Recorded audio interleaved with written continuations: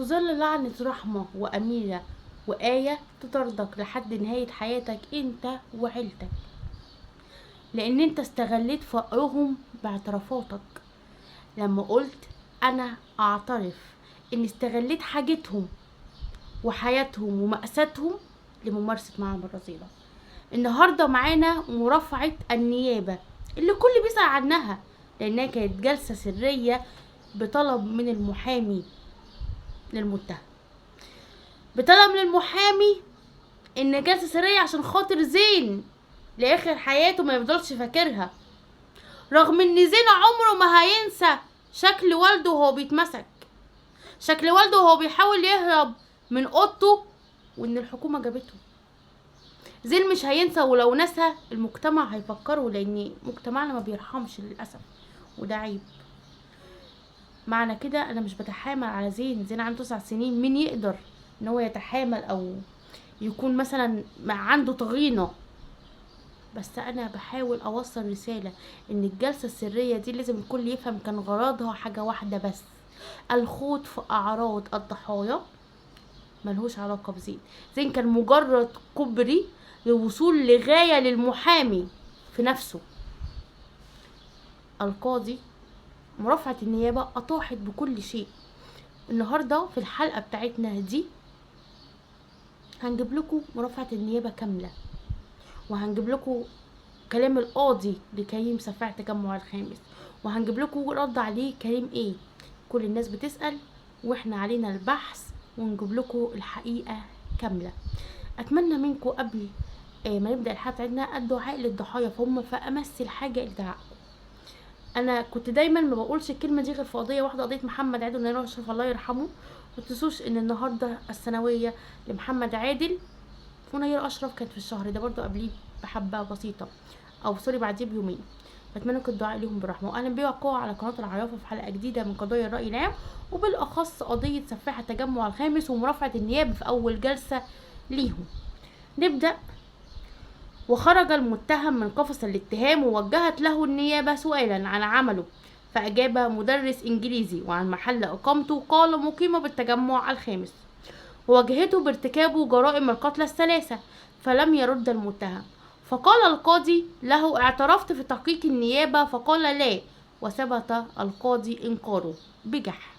والله يعني انا سوري لو بقاطع الكلام، بس هو فعلا بجح بكل عين واقحة بعد كل اللي قتله، بعد اعترافاته في النيابة باستغلال كل شيء ومارست معهم الرذيلة بعد ماتهم، جاي بكل بساطة يطيح بكل ده ويقول انا ما قتلتش، وكل ده هو متحفظه من المحامي المحترم اللي واخد اتعابه عشان يحفظه انه ينكر الكلام ده.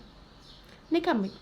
وقالت النيابة تتهم كريم سليم لأنه في 8 إبريل و15 مايو أولا قتل المجني عليها نورة مجهولة الهوية عمدا مع سبق الإصرار، بعد أن بيت النية وعزم على قتلها لما تمكنت في نفسه رغبة جنسية شاذة، حتى أنفذ مخططه وقدم عقار مخدرا، وعقب ذلك أحاط عنقها بملابس وضغط عليها حتى تأكد من وفاتها خنقا، واقترنت تلك الجناية بتعاطي المجني عليها مخدر كذا للتعاطي، مش هنذكر اسم المخدر.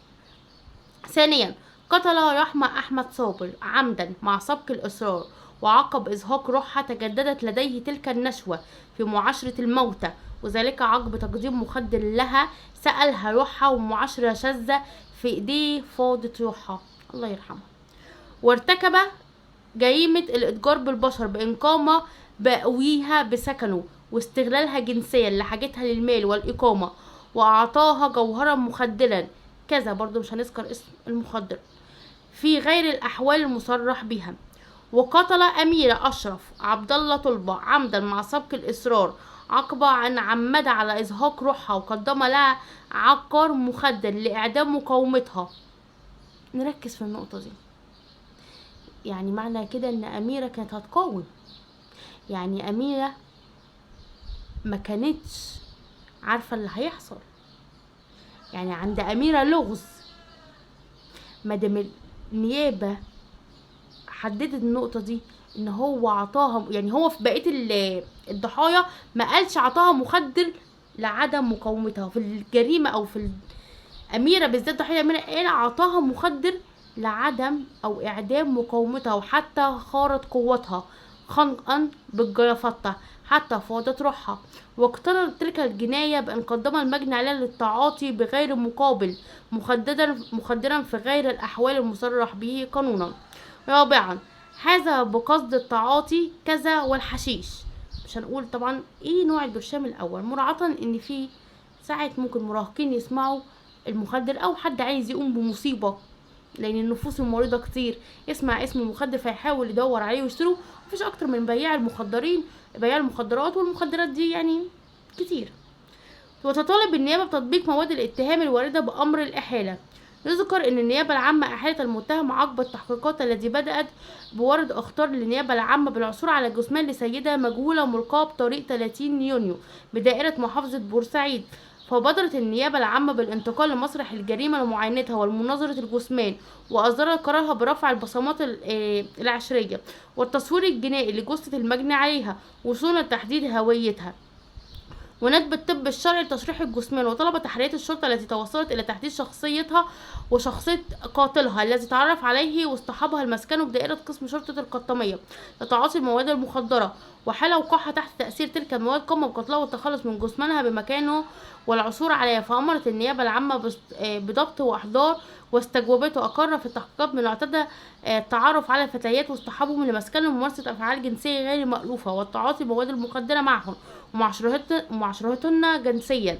وحال وقوعهن تحت تأثير تلك المواد المخدرة يقوم بإعطائهم عقاقير مذهبة للوعي، ثم يقوم بقتلهن وتصويرهن تلك المقاطع باستخدام هاتفيه أنف البيان.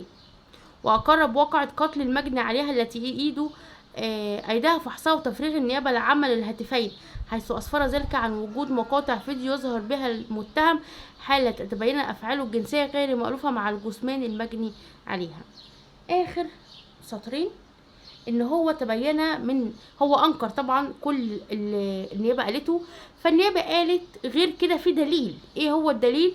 ان هما فتشوا تليفوناته الاتنين، وجدوا مقاطع فيديو تثبت وجود علاقات شاذة جنسيا بين الله يرحمهم تحت تأثيرهم المخدر، نركز في الكلمة دي، وتحت وبين المجني عليه. اصعب حاجة في القضية دي قبل ما نكمل كلامنا ان احنا هنضطر نذكر كلام ما ينفعش نذكره. انا دايما مقتنعة ان حتى لو المجني عليها كان في شيء غلط في حياتها، فهي دلوقتي بين ايدي الله، محدش يقدر يحاسبها. اولا ببقى عندي حرص ان ربنا ما يحاسبناش على الكلام اللي احنا بنقوله، بس للاسف اللي احنا لازم نقول كل حاجة بشفافية. فانا مش عارفة الصراحة ان ده حرام ولا لا، بس بنحاول نوصل لكم كل المعلومات في منتهى الشفافيه. بنحاول نركز، انا قلت ان احنا ما ناخدش في عرضهم، بس احنا بنقول الكلام اللي المتهم اعترف بيه والنيابه بتوجه له الاتهام بيه. الله يرحمهم الله يرحمهم الله يرحمهم. صدقوني احنا المجني عليهم كانوا للاسف ضحيه لاهلهم، ضحيه للمجتمع، ضحيه للفقر، ضحيه للجوع. اذا كانت رحمه لو لقت كان حد يحتويها، او كانت لقت ليها منفذ يصرف عليها ويعيشها مرتاحه، ابسط الامور انها تلاقي وتاكل وتشرب، وام ما تكرشهاش كل يوم من البيت عشان متجوزه وعشان مش عايزه تصرف عليهم، وعشان صدقوني رحمه ما كانتش وصلت لكده. تخيلوا ان رحمه بكل بساطه اختها كانت بتقول ماما كانت بتكرشنا على طول، وكنا لما بروح عند تيتا كانت المصاريف بتزيد. للاسف ان رحمه اضطرت تقعد عند كريم عشان ياكل اخواتها ويشربها، مش مشكله هو هيعمل معاها ايه. تخيلوا ان كان في راجل عارف الكلام ده، ما كانش فيه يعني جوز سلمى اخت رحمه كان عارف رحمه فين وبايته مع مين وعايشه مع مين، مش مشكله. يعني هي سلمى ذات نفسها اعترفت وقالت في النيابه انا كان جوزي كان عارف وشهد اختنا كانت عارفه هي فين. قضيه في منتهى القذاره، منتهى القسوه. الضحيه قبل ما تموت كل واحده فيهم كانت ضحيه ميته من زمان قوي لاهلها. قبل ما الجاني يمارسها جنسيا وهي ميته على سنها فرخه ميته، اهلها كانوا بيعاملوها على انها شيء ميت، بيبيعوا جسدها من راجل لراجل، المهم هيقبضوا كام. في زي مشاهد كتير جدا جدا، بس محدش حاسس بيها.